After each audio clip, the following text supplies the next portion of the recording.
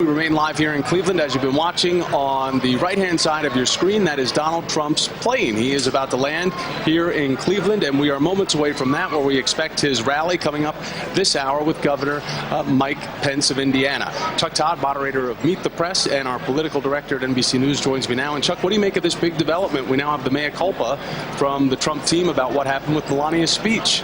Well, I mean, it's how long it took to get to mea culpa. I mean, I've talked to someone in the Trump campaign, and I simply asked, it was a question I asked on Twitter, and I asked internally, if this was the explanation, why did Paul Manafort and Sean Spicer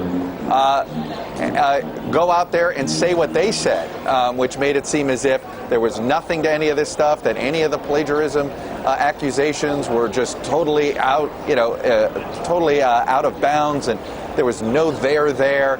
And then all of a sudden this explanation. Now what the Trump campaign told me is simply this was Donald Trump wanting to protect a close personal friend. And they didn't want to do this. And I think they imply that they didn't want to have to get to this point, but this is where they are.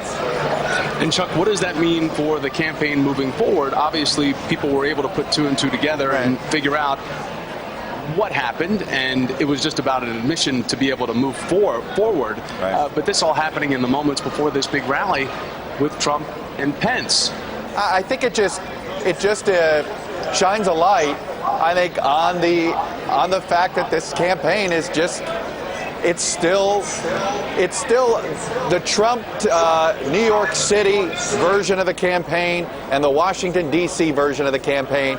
This merger, it's taken place, but it's still not smooth. There's still way too many things falling in the cracks.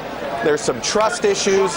You can't help but wonder if there's trust issues inside the campaign, and now both Manafort and Spicer have trust issues with the political press, considering what happened there. So I do think it caused some serious credibility problems, both internally inside the campaign, and then, of course, their external relationships with the press corps and the public.